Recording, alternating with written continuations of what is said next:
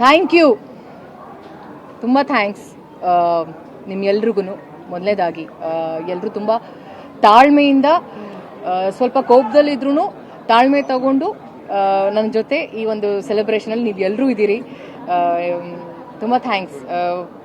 I think ಈ ಥರ ಮಾಧ್ಯಮದವ್ರ ಜೊತೆ ನನ್ನ ಮನೇಲಿ ಈ ಥರ ಒಂದು ಸೆಲೆಬ್ರೇಷನ್ ಯಾವತ್ತೂ ನಾನು ಮಾಡಿರಲಿಲ್ಲ.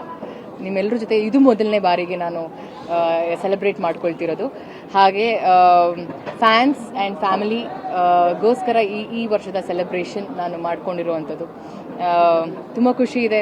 ಖುಷಿನ ಹೇಗೆ ನಾನು ಅದನ್ನು ಕನ್ವೆ ಮಾಡಬೇಕು ಅಂತಲೂ ಗೊತ್ತಾಗ್ತಿಲ್ಲ ನನಗೆ. ಆ ಥರ ಖುಷಿ ತುಂಬಾ ಇದೆ.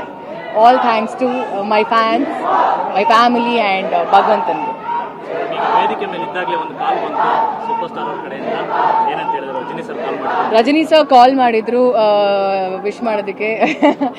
ಖುಷಿ ಆಯಿತು, ತುಂಬ ತುಂಬ ಖುಷಿ ಆಯಿತು. ಅದೊಂಥರ ಅದು ಹಿಂಗೆ ಹೇಳಿ, happy birthday, may god bless you, ಒಳ್ಳೇದಾಗಲಿ ಆ್ಯಂಡ್ ಎಲ್ಲ ಸಿನಿಮಾ ತುಂಬ ಚೆನ್ನಾಗಾಗಲಿ ಅಂತ ಹೇಳಿ. ನಿಮ್ಮ ಸಿನಿ ಜರ್ನಿಯಲ್ಲಿ ಮತ್ತೊಂದು ಅಧ್ಯಾಯ ಸ್ಟಾರ್ಟ್ ಆಗಿರೋದು ಕೂಲಿ ಇಡೀ ಸೌತ್ ಇಂಡಿಯಾ ಮಾತಾಡುವಂಥ ಪಾತ್ರ. ಸೊ ತುಂಬ ಎಕ್ಸೈಟಿಂಗ್ ಪಾತ್ರ ಆಗಿರೋದು. ಸೊ ಆ ಒಂದು ಅನುಭವ ಮತ್ತು ಆ ಪಾತ್ರದ ಬಗ್ಗೆ, ಆ ಸಿನಿಮಾ ಬಗ್ಗೆ.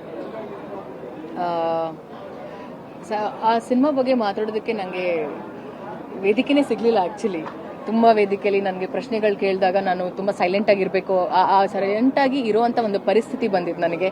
ಸೊ ಸಿನಿಮಾ ಟ್ರೈಲರ್ ರಿಲೀಸ್ ಆದಾಗ ಪ್ರತಿಯೊಬ್ಬರು ಕೂಡ ಪ್ರಶ್ನೆ ಕೇಳಿದರು ನನ್ನ, ಯಾಕೆ ಒಂದೇ ಶಾಟು ಅಂತ, ಒಂದು ಶಾಟಲ್ಲಿ ಬಂದು ಹೋಗ್ತಾರೆ ಅಂತ. ಸೊ ಸಿನಿಮಾ ರಿಲೀಸ್ ಆದಮೇಲೆ ಆ ಒಂದು ಕನ್ಫ್ಯೂಷನ್ ಆಗಿರ್ಬೋದು, ಅದಾದಮೇಲೆ ಯಾಕೆ ಅನ್ನೋ ಪ್ರಶ್ನೆಗೆ ಉತ್ತರ ಸಿಕ್ಕಿದೆ. ಸೊ ನನಗೆ ತುಂಬ ಒಳ್ಳೆ ರೆಸ್ಪಾನ್ಸ್ ಸಿಕ್ಕಿದೆ, ಒಳ್ಳೆ ಅಪ್ರಿಸಿಯೇಷನ್ ಸಿಕ್ಕಿದೆ. ಪ್ರತಿಯೊಂದು ರಾಜ್ಯದಲ್ಲೂ ನನಗೆ ತುಂಬ ಒಳ್ಳೆ ರಿವ್ಯೂಸ್ ಕೊಟ್ಟಿದ್ದಾರೆ ಆ ಒಂದು ಪಾತ್ರಕ್ಕೆ. So all thanks to mister Lokesh Kanakaraj.